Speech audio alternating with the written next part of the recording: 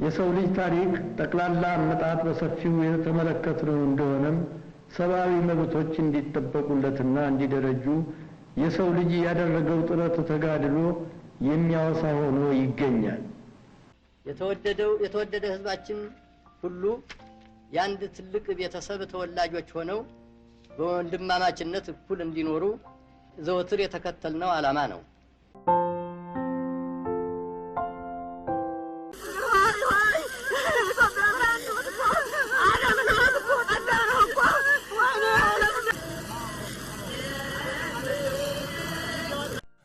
ታሪክን ወደ ኋላ ስንመለከተው የአያሌ ነገስታትና የአያላን ሰዎችን ውድቀትና መነሳት እንመለከታለን።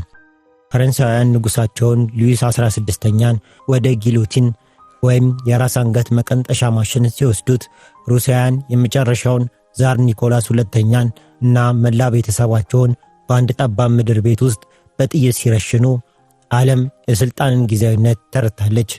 የቀዳማዊ ኃይለ ሥላሴ ዕጣ ፈንታ ከነዚህ ታሪካዊ ክስተቶች የተለየ አልነበረም። የ83 ዓመቱ አዛውንት የአንበሳና የይሁዳው ዝርያ የተባሉት ንጉሠ ነገሥት በሕይወታቸው ማብቂያ ላይ የገጠማቸው መከራና ምስጢራዊ ሞት እስከዛሬ ድረስ የብዙዎችን ቀልብ የሚስብና ልብ ሰቅዞ የሚይዝ የታሪክ እንቆቅልሽ ነው። ዛሬ የንጉሠ ነገሥት ቀዳማዊ ኃይለ ሥላሴ የመጨረሻ ጊዜያቸውን እንቃኛለን። አብረውን ይቆዩ።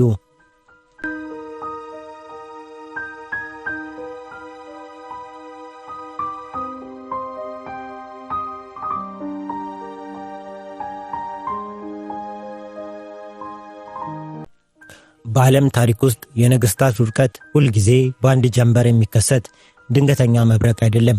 ይልቁንም ቀስ እያለ የሚጨስ መጨረሻውም መላውን ግዛት የሚያጠፋ ሰደድ እሳት እንጂ። ፈረንሳውያን ንጉሳቸውን ሉዊስ 16ኛ ንግስታቸውን ማሪ አንቶኔትን ወደ ጊሎቲን ወይም የራስ አንገት መቀንጠሻ ማሽን ከመውሰዳቸው በፊት በረሃብና በኑሮ ውድነት የተቆጣው ህዝብ ፊታቸው ላይ ሲያጉረመርም ነበር። የሩሲያ ቦልሾቪኮችም ዛር ኒኮላስ ሁለተኛን ከመረሸናቸው በፊት የዛሪስቱን ስርዓት ውድቀት የሚያሳዩ በራሪ ወረቀቶችን በመላ ሀገሪቱ ተበተነው ነበር። በኢትዮጵያም የሆነው በትክክል ይህን የሚመስል ታሪካዊ ክስተት ነበር። ከግማሽ ምዕተ ዓመት በላይ ሀገሪቱን በአልጋ ወራሽነት በንጉስነትና በንጉሠ ነገሥትነት የመሩት የ83 ዓመቱ አዛውንት ቀዳማዊ ኃይለ ሥላሴ የውድቀታቸው ዋዜማ የጀመረው በታጠቀ ወታደር ሳይሆን በሕዝብ አእምሮ ውስጥ በተቀጣጠለ የፕሮፓጋንዳ ጦርነት ነበር።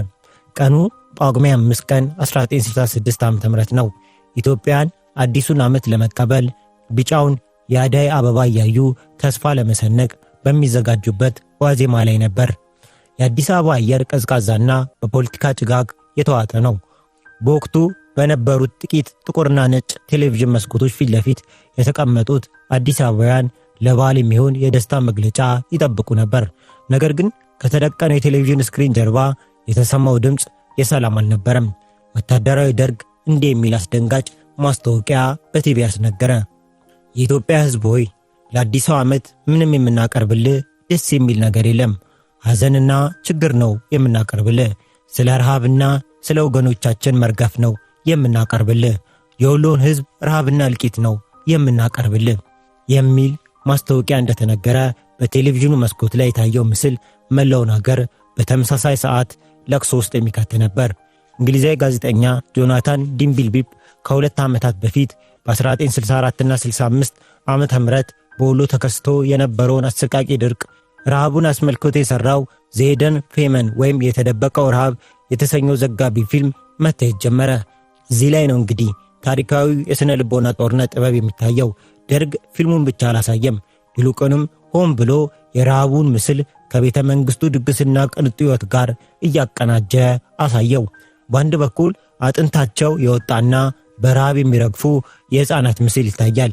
በሌላ በኩል ደግሞ በቤተ መንግስት ውስጥ የሚካሄደው የሻምፓኝ ግብዣና ንጉሠ ነገሥቱ ለቤት እንስሳታቸው ለአንበሶችና ለውሾች ጥሬ ሥጋ ሲመግቡ የሚያሳይ ምስል ይፈራረቃል። ይህ ምስል በንጉሡ ላይ የነበረውን ፍቅርና አክብሮት በአንድ ጀንበር ወደ ቁጣና ጥላቻ ቀየረው። ይህ የታሪክ ትልቁ ማሳያ ነው። ማሪ አንቶኔት የፈረንሳይ ሕዝብ ዳቦ አጣም ብሎ ሲጮህ ኬክ ብላ እንዳለች ተደርጎ የተሰራጨ ወሬ የፈረንሳዩ ንጉሣዊ ቤተሰብ እንዴት ለሞት እንዳበቃው ሁሉ የዲምቢልቢፕ ፊልምም የጃንሆይን ስልጣን መቃብር የቆፈረ ትልቅ የፕሮፓጋንዳ መሳሪያ ሆነ። ማዕበሉ በፍጥነት እየገፋ መጣ።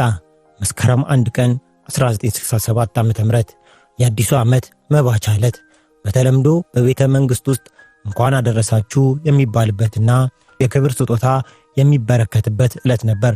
ነገር ግን በዚህ ዕለት የሆነው ተቃራኒው ነበር። የንጉሥ ልጆችና የልጅ ልጆች የሆኑት 9 ልዕልቶች ልዕልት ተናኘ ወርቅን ጨምሮ በቁጥጥር ስር ዋሉ። ደርግ እነዚህ ልዕልቶች ሲያስር ዝም ብሎ አላሰረም። ይልቁንም ክብራቸውን ለመንካትና ሕዝቡም በእነርሱ ላይ የነበረውን የአክብሮት ፍርሃት እንዲያጠፋ ለማድረግ ጸጉራቸውን ሙሉ በሙሉ ላጨ። በታሪክ ውስጥ የንጉሣውያን ቤተሰብ አባላትን በተለይም ሴቶችን ጸጉር መላጨት ትልቅ ትርጉም አለው።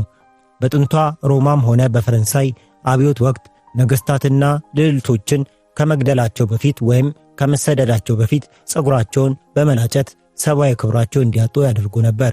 ይህ ውርደት የተባለውን የሥነ ልቦና መሳሪያ የመጠቀም ስልት ነው። የደርግ ወታደሮችም ይህን አደረጉ።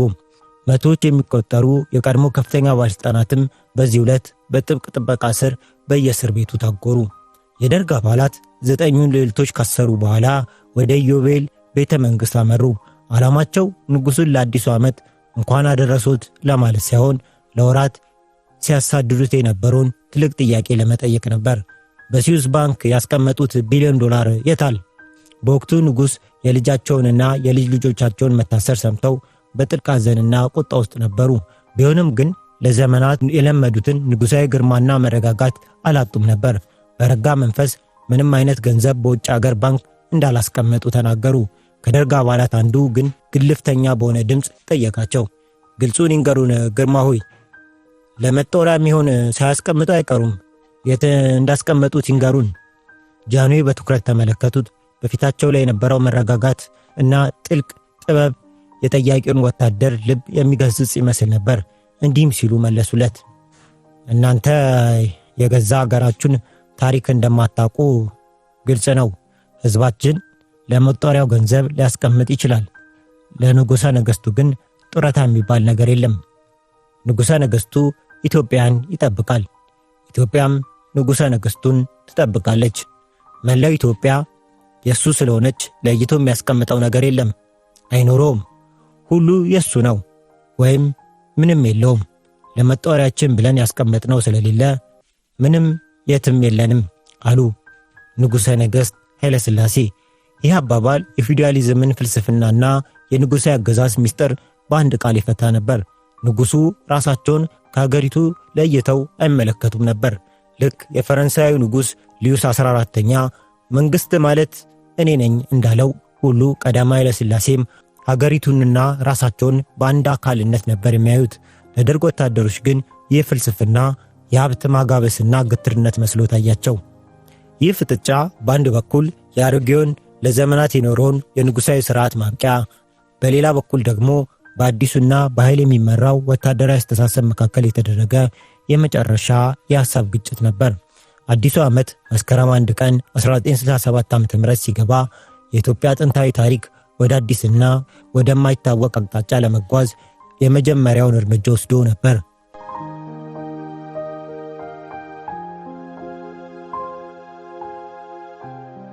መስከረም 2 ቀን 1967 ዓ.ም ዕለቱ ሐሙስ ነበር። በአዲስ አበባ ሰማይ ላይ የሚታየው የጠዋት ፀሐይ እንደ ወትሮ አልነበረችም። በዳመና የተሸፈነች ብርሃን የደበዘዘና የሆነ የማይታወቅ የሐዘን ጥላ የጠላባት ትመስል ነበር። በከተማ ጎዳናዎች ላይ የሚንቀሳቀሱ ሰዎች አዲስ ዓመትን ለመቀበል የሚፈልጉ ቢሆንም በውስጣቸው ግን የሆነ ታላቅ ነገር ሊፈርስ እንደሚችል የሚነግራቸው ስውር ስሜት ነበራቸው። ለመሆኑ በአንድ ሀገር ታሪክ ውስጥ ታላላቅ እውነቶች ሲፈጠሩ ተፈጥሮ ምልክት ትሰጥ ይሆን? ታሪክ ተመራማሪዎች እንደሚሉት በታላላቅ መንግስታት ውድቀት ዋዜማ ላይ ሁልጊዜም በአየር ውስጥ የሚነበብ ከባድ ድቅድቅ ስሜት አለ። የእንግሊዙ ንጉሥ ቻርለስ አንደኛ በጃንዋሪ 1649 ወደ ፍርድ ቤት ሲቀርብና የሞት ፍርድ ሲፈረድበት በለንደን ከተማ ላይ የነበረው አየር ልክ እንደዚሁ ከባድና ጭጋጋማ ነበር። ቻርለስ አንደኛ ፍርድ ቤቱንና ዳኞችን በቲቪት እያየ በምን ስልጣናችሁ ነው በእኔ ላይ የምትፈርዱት? እኔ በፈጣሪ ተሾምኩ ንጉሥ ነኝ ሲል ተከራክሮ ነበር።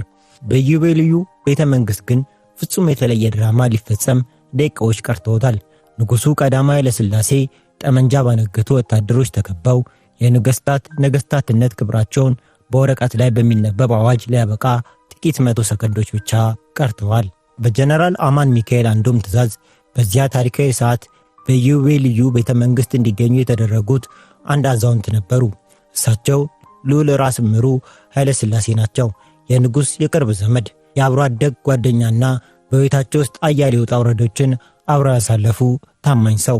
ራስ ምሩ እዚያ ክፍል ውስጥ እንዲገኙ የተደረገው በምክንያት ነበር። ደርግ ንጉሡን ከስልጣን ሲያወርድ በቤተሰቡ በኩል ትልቅ ምስክር እንዲኖር ፈልጎ ነበር። ራስ ምሩ የልጅነት ጓደኛቸውን የክብር መውረድ በምን አይነት ስሜት ተመልክተው ይሆን? ይህ ትዕይንት ሮማዊ የጦር መሪ ጁልየስ ቄሳር በነፍሰ ገዳዮቹ ተከቦ የመጨረሻውን ጥቃት ሲያስተናግድ ከገዳዮቹ መካከል የልብ ወዳጁ ብሩተስን አይቶ አንተም ጭምር ብሩተስ ያለውን ታሪካዊ ትዕይንት ያስታውሰናል። ራስ ምሩ ግን ገዳይ ሳይሆኑ የጊዜ ጨካኝ ፍርድ በዝምታ ለመታዘብ የተገደዱ ምስኪን ምስክር ነበሩ። 7 የደርግ አባላት በሻለቃ ደበላ ዲንሳ መሪነት ወደ ንጉሥ ጽሕፈት ቤት ዘለቁ። ሻለቃ ደበላ ዲንሳ ቀደም ሲል በጥንቃቄ ተዘጋጅቶ የተያዘውንና የንጉሡን ስልጣን የሚሽረውን ወረቀት ማውጣት ጀመረ። የክፍሉ አየር ጸጥ ረጭ አለ። መርፌ ቢወድቅ የሚሰማበት ሰቅጣጭ ዝምታ ሰፈነ። ደበላ ዲንሳ ደረቅና ወታደራዊ በሆነ ድምፅ አዋጁን ማንበብ ጀመረ። ለ14 ዓመታት በአልጋ ወራሽነት፣ ለ44 ዓመታት በንጉሠ ነገሥትነት፣ በአጠቃላይ ለ58 ዓመታት ኢትዮጵያን የመሩት ቀዳማዊ ኃይለ ሥላሴ ከሥልጣን መወገዳቸውን ገለጸ። በመጨረሻም እንዲህ አለ። ለደህንነቱ የተዘጋጀ ስፍራ ስላለ ወደዛ እንዲሄዱልን በትሕትና እንለምናለን። አዋጁ ተነቦ ሲያበቃ ንጉሥ ወዲያውኑ አልመለሱም። ለጥቂት ሰከንዶች ወደ ጥልቅ ዝምታና ሐሳብ ገቡ። ምናልባት በዛች አጭር ሰዓት ውስጥ ለግማሽ ምዕተ ዓመት የሠሩት ሥራ፣ የሊግ ኦፍ ኔሽን ታሪካዊ ንግግራቸው፣ የአፍሪካ አንድነት ድርጅት ምስረታ፣ የፋሺስት ጣሊያን ወረራና የድል ቀናት በዓይነ ሕሊናቸው ውልብ ብለው አልፈው ይሆናል። ከዚያም ቀስ ብለው በሥልጣን ወንበራቸው ላይ ሆነው የመጨረሻ ንግግራቸውን አደረጉ። የእኔ ታሪክ እዚህ ያበቃል። የእናንተ ታሪክ እዚህ ጀምራል። የኢትዮጵያ አንድነት በመጠበቅ ዳር ድንበሯን ማስከበር ካቃታችሁ ያን ጊዜ የእናንተ ታሪክ ይሞታል። የእኔ ታሪክ ዳግም ይጀምራል። ይህ አባባል ተራ የስንብት ቃል አልነበረም። የረጅም ዘመን የአገር መሪነት ልምድ ያፈራው ትንቢታዊ ማስጠንቀቂያ እንጂ። ንጉሥ በመቀጠል እንዲህ አሉ። አሁን የጀመራችሁት ጉዞ ለኢትዮጵያ የሚጠቅም ሆኖ ከተገኘ እኛም በደስታ ተቀብለነዋል። ሀገርን የሚያጠፋ ሕዝቡን የሚበድል ሆኖ ከተገኘ ግን ወደፊት የሚተካው ትውልድ ፍርዳችሁን ይሰጣችኋል። ለውጥ ማድረግ በዓለም ሲደረግ የቆየ እንጂ ዛሬ በእኛ ሀገር ብቻ የተጀመረ አይደለም ለማለት ነው ብለው ጃንሆይ ተናገሩ። ይህን ተናግረው ንጉሡ ክፍሉን ለቀው ለመውጣት ተነሱ። ይህ ንግግር የፈረንሳዊ ንጉሥ ሊዩስ 16ኛ ወደ ሞት ከመወሰዱ በፊት ለሕዝቡ የተናገረውን ይመስላል። ለፈሰሰው ደሜ እኔ ንጹሕ ነኝ፣ ይህ ደም ግን ፈረንሳይን ዳግም እንዳያጠፋት እመኛለሁ እንዳሉት። ግርማዊ የጦር ኃይሎች፣ የፖሊስ ሰራዊትና የብሔራዊ ጦር ደርግ ለግርማዊነቶ ደህንነትና ጤንነት በሰፊው የሚያስብ እንደመሆኑ መጠን ለዚህ ለጤንነቶም ሆነ ለደህንነቶ የተዘጋጀ ስፍራ ስላለ ወደዛ እንዲሄዱልን በትህትና እንለምናለን። በጠቅላላው መቼም አሁን የተናገራችሁትን ሰምተናል። የኢትዮጵያ ንጉሠ ነገሥት ስንሆን ስም ብቻ አይደለም፣ ሕዝቡን ሀገሩን በሰላም ጊዜ የሚሰራለትን ጠላትን ሊመጣ የሚመከትበትን በማሰናዳት መሆኑን ይህ በጦር ሰራዊታችን ውስጥ የታወቀ ሳይሆን ይቀራል ብለን አንጠርጥርም። ቢሆንም በየጊዜው የሚለዋወጠው ነገር ደግሞ ለሀገር የሚጠቅም ነገር ካለበት የሀገርን ጥቅም በሌላ ለመለወጥ አይቻልም እና ያነበባችሁትን ሰምተናል። በዚሁ ማቆም ነው።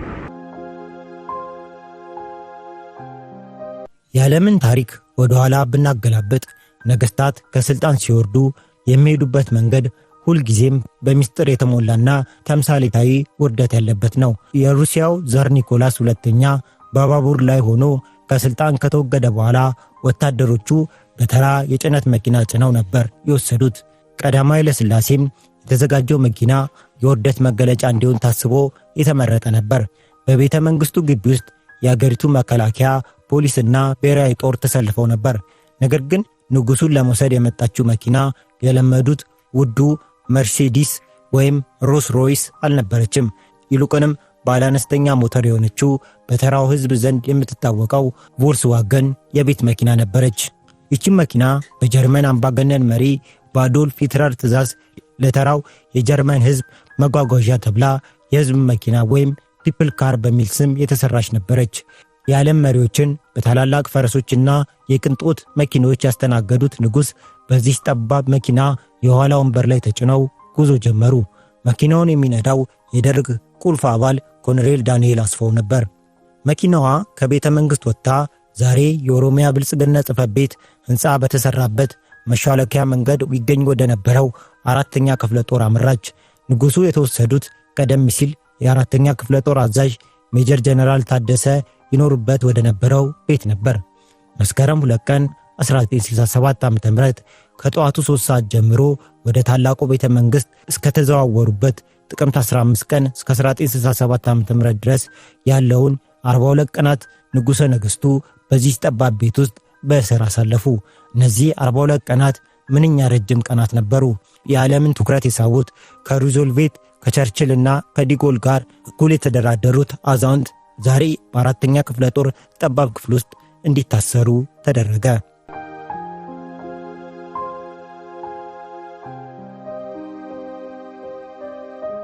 የዓለም ታሪክ ታላላቅ መሪዎችና ነገስታት በሕይወታቸው ማብቂያ ላይ ወደ እስር ቤት ሲገቡ ከዚህ በፊት ከነበራቸው ከፊል አምላክነት ተገፈው ፍጹም ሰብአዊ ፍጥር ወደ መሆን እንዴት እንደሚቀየሩ በትዝብት መዝግባለች። ለምሳሌ ያህል አውሮፓን በጦርነት ያንቀጠቀጠውና ታላቅ ግዛት የመሰረተው ናፖሊዮን ቦናፓርቲ በዋተርሉ ጦርነት ተሸንፎ ወደ ቅድስት ሄሌና ደሴት በስደትና በእስር ሲወሰድ የነበረው ሁኔታ እናስተውል።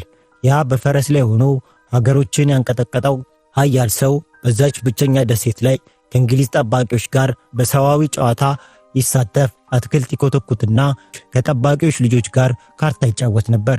ስልጣንና ግርማ ሞገስ ሲገፈፍ ከጀርባው የሚቀራው ተራው ሰብአዊ ፍጡር ብቻ ነው። ቀዳማዊ ኃይለ ሥላሴም ጥቅምት 15 ቀን 1967 ዓ.ም ከ4ኛ ክፍለ ጦር ወጥተው ወደ ታላቁ ቤተ መንግስት ሲዛወሩ የገጠማቸው ዕጣ ፋንታ ይህን የሚመስል ነበር። ንጉሱ የተወሰዱት ቀድሞ የንግሥት ዘውዲቱ እልፍኝ ወደ ነበረው መለስተኛ ሕንፃ ነበር። ደርግ ግን ንጉሱን ከህዝቡ ዓይን ለመደበቅና ፍጹም ብቸኛ ለማድረግ ሕንፃውን ዙሪያውን በቆርቆሮ አጥሮት ነበር። ለ5 አስርተ ዓመታት በዓለም ዙሪያ በክብር የተጓዙት በየአገሪቱ በክብር ማዕረግ የተቀበሏቸው ንጉሥ ዛሬ በገዛ ቤተ መንግሥታቸው ውስጥ በቆርቆሮ አጥር በተከበበ ጠባብ ግቢ ውስጥ ወዲያና ወዲህ እያሉ ቀናትን መቁጠር ተገደዱ። በዛች ቆርቆሮ በታጠረችው ጠባብ ግቢ ውስጥ እስረኛው ንጉሥ አብዛኛውን ጊዜያቸውን በሐሳብ ተመስጠው አንዳንዴም በብስጭት ወዲያና ወዲህ እያሉ በእግራቸው በመጓዝ ያሳልፉ ነበር። በዚህ መሃል ግን ደርግ የቤተሰብ ጉብኝት ፈቅዶላቸው ነበር። ልጃቸው ልዕልት ተናኘ ወርቅ ኃይለ ሥላሴና የልጅ ልጆቻቸው አልፎ አልፎ እየመጡ ይጠይቋቸው ነበር። እዚህ ላይ ነው እንግዲህ የወታደራዊ መንግስት ጥርጣሬና ፍርሃት የሚታየው። ደርግ ንጉሱ ከቤተሰቦቻቸው ጋር በሚያወሩበት ወቅት የደበቁት የሀገር ሀብት ለማንቀሳቀስ ምስጢራዊ ዕቅድ ያወጣሉ በሚል ከፍተኛ ጥርጣሬ ነበረው። በዚህ ምክንያት በቤት ውስጥ በርካታ የድምፅ መቅጃ መሳሪያዎች ወይም ማይክሮፎኖችን በሚስጥር ጠምዶ ነበር። ነገር ግን ታሪክ የሚዘክረው ሌላ አስገራሚ ምጸት አለ። ወታደሮቹ ንጉሱንና ልዕልቲቱን ለመያዝ ሲሉ የጠመዱት የድምፅ መቅጃዎች መልሰው ሲያዳምጡ በቴፑ ላይ የተመዘገበው ወሬ ፍጹም የተለየ ነበር።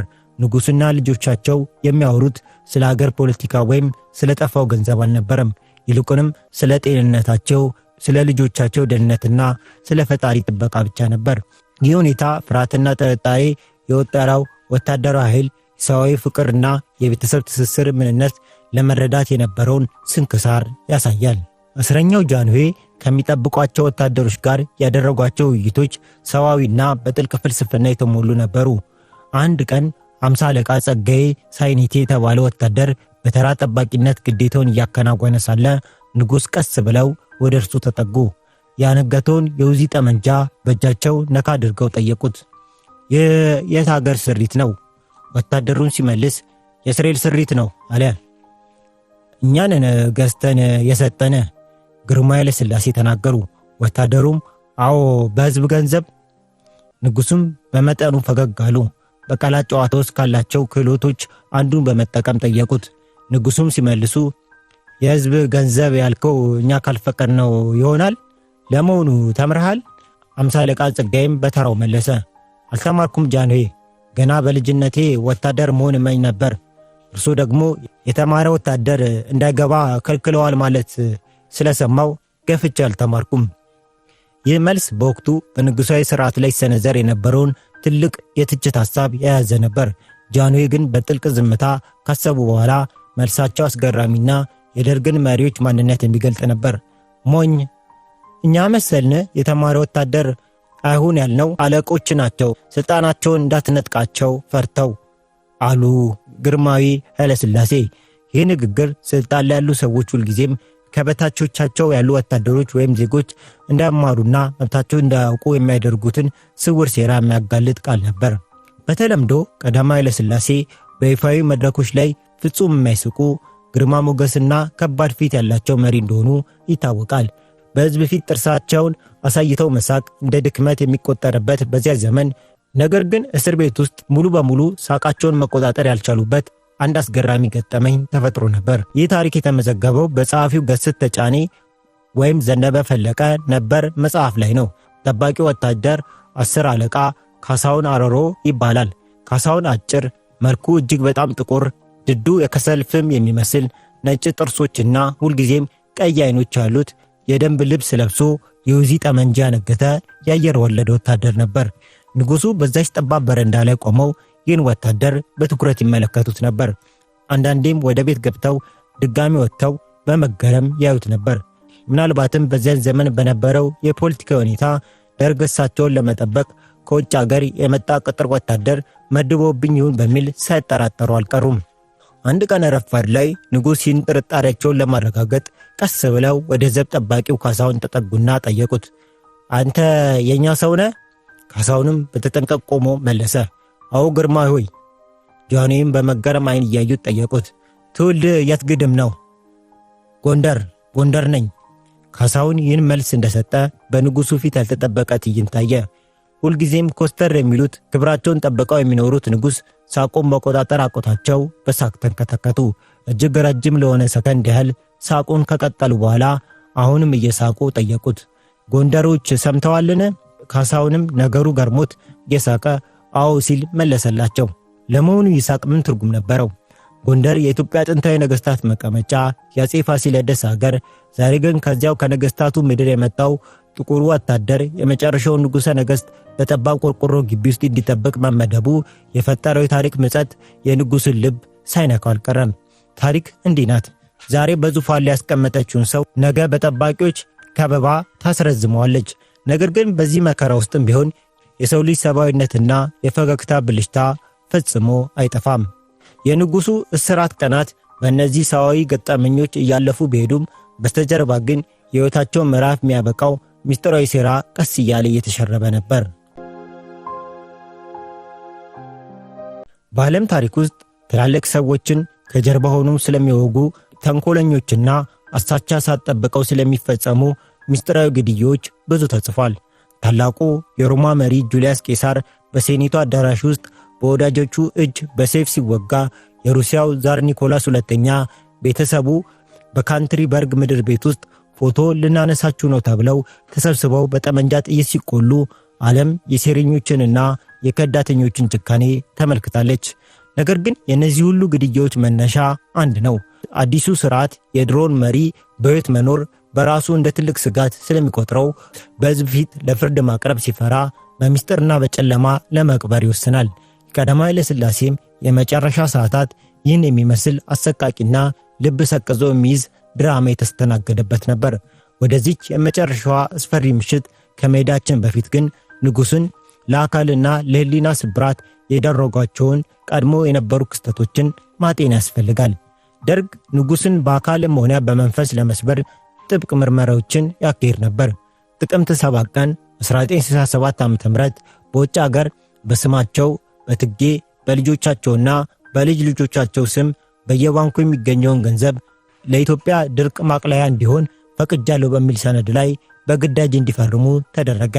ይህ በጊዜው የሚደረገው ምርመራ፣ የዕድሜ መግፋት፣ የአያያዝ አለመመቸትና ከፍተኛ ጭንቀት ተደምረው የ83 ዓመቱን አዛውንት አካልና መንፈስ በከፍተኛ ሁኔታ አዳከሙት። በዚህ ላይ ደግሞ ቀደም ሲል በአሜሪካ ሀገር ቀዶ ጥገና አድርገው የነበረው የፕሮስቴት እጢ ህመም በከፍተኛ ሁኔታ ያሰቃያቸው ጀመር። የንጉሱ የግል ሐኪም የነበሩት ታዋቂ ፕሮፌሰር አስራት ወልደየስ ንጉሱን በከፍተኛ ሕክምና በባህር ማዶ ሄደው እንዲታከሙ ሐሳብ አቀረቡ። ደርግ ግን የማይሞከር ነው ሲል ሐሳቡን ውድቅ አደረገው። ዶክተር አስራት በራሳቸው ኃላፊነት በእልልተ ፀሐይ ሆስፒታል ቀዶ ጥገና ለማድረግ ቢጠይቁም ደርግ ፈቃደኛ ሳይሆን ቀርቶ በክብር ዘበኛ ወይም ማዕከላዊ ሆስፒታል እንዲደረግ ወሰነ። በመጨረሻም ግንቦት 23 ቀን 1967 ዓ.ም ፕሮፌሰር አስራት ወልደየስ ቀዶ ጥገናውን በተሳካ ሁኔታ አከናወኑላቸው። ንጉስም ከመሙ ስቃይ ተፈወሱ። ነገር ግን ጨካኙ ደርግ ንጉሱ በሆስፒታል ተኝተው እንኳን ቁስላቸው እንዲድን ሳይፈቅድ ገና ሳያገግሙ በታላቁ ቤተ መንግስት ወደሚገኘው የቆርቆሮ እስር ቤታቸው እንዲመለሱ አደረገ። አካላቸው ገና ሙሉ በሙሉ ባላገገመበት በዛች አሳቻ ሰዓት ኮሎኔል ዳንኤል አስፋውና ግብረ አበሮቹ ሌሊትና ቀን እየገቡ ኃይል የተቀላቀለበት ምርመራ ያካሄዱባቸው ነበር። በዚያ ላይ ደግሞ ንጉስ በቅርብ የሚወዳቸውና ያሳደጓቸውን የስልሳዎቹ የቀድሞ ባለስልጣናት ያለ ፍርድ መረሸናቸውና አስክሬናቸው እንኳን ለቤተሰቦቻቸው አለመሰጠቱን ሲሰሙ በጥልቅ ሐዘን ተሰበሩ። የ83 ዓመት ልደታቸው ሐምሌ 16 ቀን በአርምሞና በጸሎት ካሳለፉ በኋላ ወደ መጨረሻው ታሪክ ምዕራፍ ተጓዙ። ነሐሴ ቀን 1967 ዓ.ም ከምሽቱ 3 ሰዓት በታላቁ ቤተ መንግስት ቅጥር ግቢ ውስጥ የሚገኘው የንግሥት ዘውዲቱ እልፍኝ በጭጋግና በዝምታ ተውጧል። ለወራት ንጉሱን በታማኝነት ሲያገለግሉ የነበሩት ወሰኔ አማረና እሸቱ ተክለማርያም የተባሉ አገልጋዮቻቸው እንደ ወትሮ ንጉስ ከሚያድሩበት ሕንፃ ገብተው እንዳያድሩ በደርግ አባላት ተከለከሉ። የደርግ ቁልፍ አባላት የነበሩት ኮሎኔል ዳንኤል አስፋው፣ ኮሎኔል እንዳለ ገላና ሻለቃ ጎራ ከበደ አገልጋዮቹ የሚተኙበትን አልጋ ይዘው እንዲወጡ አዘዟቸው። ሁለቱ አገልጋዮች ይህንኑ መመሪያ ለንጉሱ ሲያሳውቁ የኢትዮጵያው የመጨረሻ ንጉስ የተናገሩት ቃል የትህትና መጨረሻ ነበር። ቤቱ ጠባቸው ከሆነ ወደፊት በሰፊው ሰርተን አሰርተን እናስረክቧቸዋለን ብላችሁ ንገሯቸው ሲሉ ጃንሆይ ተናገሩ። ከዚህ ንግግር በኋላ ንጉሱ በመኝታ ክፍላቸው ያለውን መስኮት ከፈቱት። መስኮቱ ትይዩ የሚታየው የአያቶቻቸውና የአባቶቻቸው መቃብር የሚገኝበት የቅድስት በዓታ ማርያም ቤተክርስቲያን ነበር። ንጉሱ አይኖቻቸውን በእንባ ተሞልተው እጃቸውን ወደ ሰማይ ዘርግተው እንዲህ አሉ። ጌታዬ፣ በእውነት ኢትዮጵያን ያላገለገልኩ ከሆነ ፍርድን ስጥ። ይህ ንግግር በአገራቸውና በሕዝባቸው ላይ ክፋትን ያላሰቡ ነገር ግን በታሪክ ማዕበል የተገፉ መሪ የመጨረሻ የህሊና ጩኸት ነበር። አገልጋዮቻቸው አልጋቸውን ይዘው ወጥተው ከሕንፃው ታዛ በስተደጅ ተኙ። በዚህ ጊዜ ሦስቱ የደርግ አባላት ዳንኤል አስፋው፣ እንዳለ ጎራና ጎራ ከበደ ጃንሆይ ወዳሉበት ክፍል ዘለቁ። የክፍሉ በር ተዘጋ። ሰዓቱ እያለፈ ሄደ። በትክክል 45 ደቂቃ ያህል በክፍሉ ውስጥ ቆዩ። በእነዚህ 45 ደቂቃዎች ውስጥ በዚያ ክፍል ውስጥ ምን ተፈጸመ? የታሪክ መዛግብትና ከዓመታት በኋላ የወጡ ምስክርነቶች ቃሎች እንደሚያሳዩት የ83 ዓመቱ ደካማ አዛውንት በሶስት የታጠቁ ወጣት ወታደሮች ፊት ለፊት ቆመው ነበር። መከላከያ አልነበራቸውም።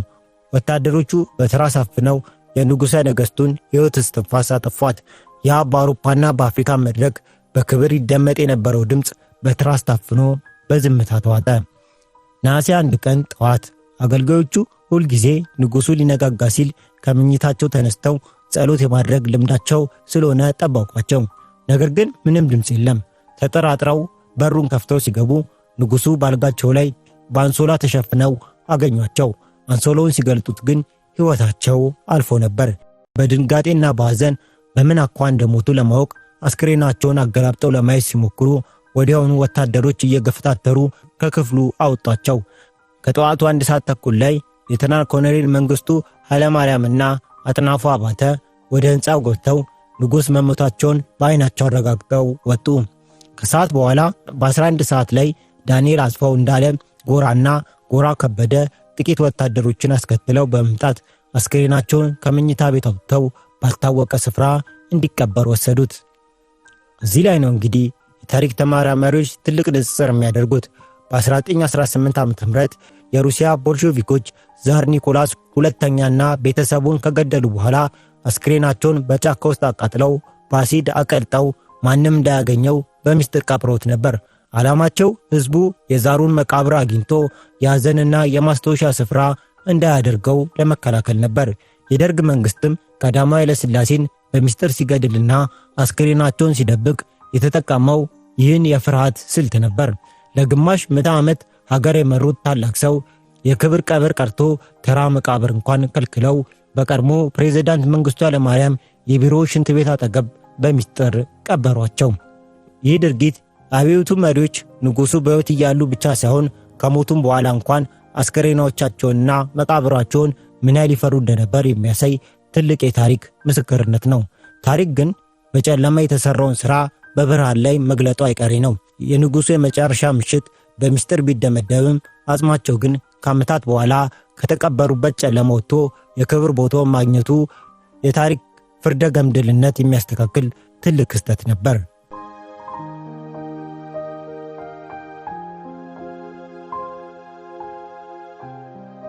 አንድ መሪ በዓለም አቀፍ ደረጃ የሚሰጠው ክብርና በገዛ ሀገሩና በገዛ ሕዝቡ የሚከፍለው የክህደት ዋጋ እርስ በርሱ ፍጹም አለመመጣጠኑ ነው። እስቲ አብረን እናስበው። በአውሮፓ፣ በአሜሪካ፣ በኤዥያ መድረኮች ላይ እንደ ትልቅ የነጻነት ተምሳሌት የሚታዩት የጃማይካ ራስ ተፋሪያን እንደ አምላክ የሚያመልኳቸው የአፍሪካ አንድነት ድርጅት ሲመሰረት አባቶች ወይም የአፍሪካ አባት ብለው የተሰየሙት ሰው በገዛ ሀገራቸው በቆርቆሮ በተከበበ ጠባብ ክፍል ውስጥ ታስሮ በተራ ወታደሮች መዘባበቻ ሲሆኑ ማየት ምንኛ የሚገርም የታሪክ ምጸት ነው። ይህ አይነት ክስተት በዓለም ታሪክ ውስጥ አዲስ አይደለም። የፈረንሳዩ ኃያሉ መሪ ናፖሊዮ ቦናፓርቲን እናስታውስ። በአውሮፓ መድረክ ላይ ነገስታትን የሾመና የሻረ ታላላቅ የሕግ መጻሕፍትን የጻፈ ሀገሩን የገነባ ሰው ነበር። ነገር ግን በመጨረሻ ሰዓት ሀገሩ ፈረንሳይ አሳልፋ ለእንግሊዝ ሰጠችው። እንግሊዞችም በቅድስት ሄሌና ደሴት ላይ በብቸኝነት እንዲሞት አደረጉት። ናፖሊዮ በሕይወት ማብቂያው ላይ እንዲህ ሲል ጽፎ ነበር። የፈረንሳይ ሕዝብ ሆይ እኔ ክብራችሁንና ስማችሁን በዓለም ላይ ከፍ አደረግኩ፣ እናንተ ግን በመጨረሻ ሰዓት የክህደት ጽዋን አጠጣችሁኝ ሲል ሁኔታውን ገልጾታል። የቀድሞ ኃይለ ሥላሴ ጣፋንታም ከዚህ የተለየ አልነበረም። ለ5 አስርተ ዓመታት የኢትዮጵያን ስም በዓለም መድረክ ላይ ያስጠሩት ንጉሥ በመጨረሻ ዘመናቸው የደረሰባቸው ክህደት፣ ውርደት እጅግ የበረታ ነበር። ደርግ ንጉሱን ከስልጣን ካወረደ በኋላ በሕዝቡ ዓይን ስማቸውን ይበልጥ ለማጥፋት አንድ አዲስ አዋጅ አወጣ። ይህም ንጉሥ ለሀገራቸው መንግሥት ሊከፍሉ የሚገባቸውን 622,000 ፓውንድ የሚደርስ የግብር ዕዳ አለባቸው የሚል ነበር። እስቲ በጥልቀት እናስበው። ለመሆኑ ለአንድ ፍጹም ለሆነ ንጉሣዊ መሪ ግብር ምንድን ነው? በአገሪቱ ሕግና ሥርዓት መሠረት መሬቱም ሕጉም ግምጃ ቤቱም በንጉሱ ስም የተመዘገበ በነበረበት አውድ ውስጥ ንጉሱን ግብር አላስገባም ብሎ መክሰስ ምን ያህል የሕግና የታሪክ ምስቅልቅል እንደነበረ ያሳያል። በዚህ አስቸጋሪ ሰዓት ግን የንጉሱን ታላቅነትና ውለታ የሚያውቁ የውጭ ወገኖች እሳቸውን ከስርና ከሞት ለማዳን እጅግ ምስጢራዊ የሆኑ ጥረቶችን አድርገው ነበር። ከነዚህ መካከል አንዱ ኮሎኔል ሁበርት ፎንትሮይ ጁሊያን የተባለው አፍሮ አሜሪካዊ የአቪዬሽን ባለሙያ ነበር። ይህ አሜሪካዊ ባለጸጋ ቀደም ሲል በ1930 ዓ.ም የንጉሠ ነገሥት በዓል ዋዜማ ላይ በበረራ ትዕይንት ወቅት የንጉሱን የግል አውሮፕላን የከሰከሰና በኢትዮ ጣሊያን ጦርነት ወቅትም ለኢትዮጵያ ሞታለሁ እያለ ሲሟገት የነበረ ታማኝ ሰው ነበር። ኮሎኔል ሁበርት ፎንትሮይ ደርግ ንጉሥ ሊከፍሉት ይገባል ያለውን 622,000 ፓውንድ የግብር ክፍያ ከራሱ ኪስ ከፍሎ ንጉሱን ወደ አሜሪካ ወስዶ ቀሪ ዘመናቸውን በሰላም እንዲያሳልፉ ፍቃድ እንዲሰጠው ደርግን ተማጽኖ ነበር። በተመሳሳይ ሁኔታም የጋቦኑ ፕሬዝዳንት ኡመር ቦንጎ የንጉሱን ዕድሜና ለአፍሪካ አንድነት ያበረከቱትን ታሪካዊ አስተዋጽኦ ግምት ውስጥ በማስገባት ሀገራቸው ጋቦን ለንጉሱ የክብር ነዋሪነት ጥገኝነት ለመስጠት ፈቃደኛ መሆኗን ለደርግ ባለስልጣናት በኦፊሻላዊ መንገድ አሳውቀው ነበር። ኡመር ቦንጎ የደርግን እርምጃ በጽኑ በመቃወም እንዲህ ብለው ነበር። ንጉሠ ነገሥቱ ከሥልጣን አውርዶ ዘብጥያ መወርወር ኢትዮጵያን አያበለጽጋትም ሲሉ ተናግረዋል። ነገር ግን ደርግ በእልህና በጥርጣሬ ተሞልቶ እነዚህን ነፍሰ አድን ጥሪዎችን ውድቅ አደረጋቸው። በመጨረሻም የሩሲያ ቦልሼቪኮችን መንገድ በመከተል ዛር ኒኮላስ ሁለተኛን በሚስጥር በምድር ቤት ገለው አስክሬኑን ደብቀው ሕዝቡ እንዳያውቅ ማድረግ የሚለውን ስልት ደርግ ተከተለ። ደርግ በመጨረሻም የመረጠው ይህንን የፈሪዎች መንገድ ነበር። ንጉሥን በሚስጥር በመኝታ ክፍላቸው ውስጥ በትራስ አፍኖ መግደልና አስክሬናቸውን በሽንት ቤት አጠገብ መቅበር። የክህደት ጽዋ ሁልጊዜም ቢሆን የሚያጣጣውን አካል መልሶ መርዙን ማጠጣቱ የማይቀር የታሪክ እውነት ነው። ደርግ ንጉሡን በሚስጥር ከገደለ በኋላ ሀገሪቱን ለ17 ዓመታት ያህል በደም እንባ በእርስ በርስ ጦርነትና በከፍተኛ ረሃብ ውስጥ እንድትሰምጥ ሆነች። ንጉሡ መስከረም 2 ቀን 1967 ዓ.ም ከስልጣን ሲወገዱ የተናገሩት ትንቢታዊ ቃል ከዓመታት በኋላ እውነት ሆኖ ተገኘ። የኢትዮጵያ አንድነት በመጠበቅ ዳር ድንበሯን ማስከበር ካቃታችሁ ያን ጊዜ የእናንተ ታሪክ ይሞታል፣ የእኔ ታሪክ ዳግም ይጀምራል ያሉት ንግግር በእርግጥም የደርግ መንግሥት በ1983 ዓ.ም ሲወድቅና መሪዎቹ አገር ጥለው ሲሰደዱ የታሪክ ፍርድ በአዲሱ ትውልድ እጅ ተጻፈ። ንጉሡ ከተቀበሩበት የሽንት ቤት አጠገብ አጽማቸው ወጥቶ በቅድስት በዓታ ገዳም በመጨረሻም በታላቁ የቅድስት ሥላሴ ካቴድራል በብዙ ሺህ የሚቆጠር ሕዝብ በተገኘበት በክብር አረፈ። እሳቸው በሚስጥር ከሞቱ በ50ኛው ዓመት ላይም ዛሬም ቢሆን የዓለም መገናኛ ብዙሃን የታሪክ ተመራማሪዎች ስለ እርሳቸው ስለ ሕይወታቸው በጥልቅ እየዘከሩ ይገኛሉ። ታሪክ ሁልጊዜም እውነተኛ ሚዛን አላት።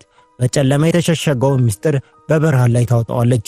የክህደትን ጽዋ ያጠጡትን በታሪክ መዝገብ ላይ በውርደት ስማቸውን ስትጽፍ፣ ለሀገር ውለታ የዋሉትን ግን በክብር ስማቸው ዘላለማዊ ታደርጋቸዋለች።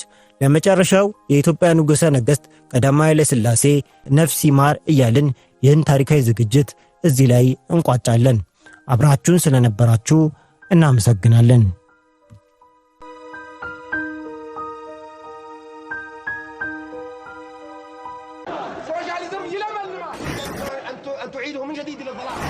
Yes, we did.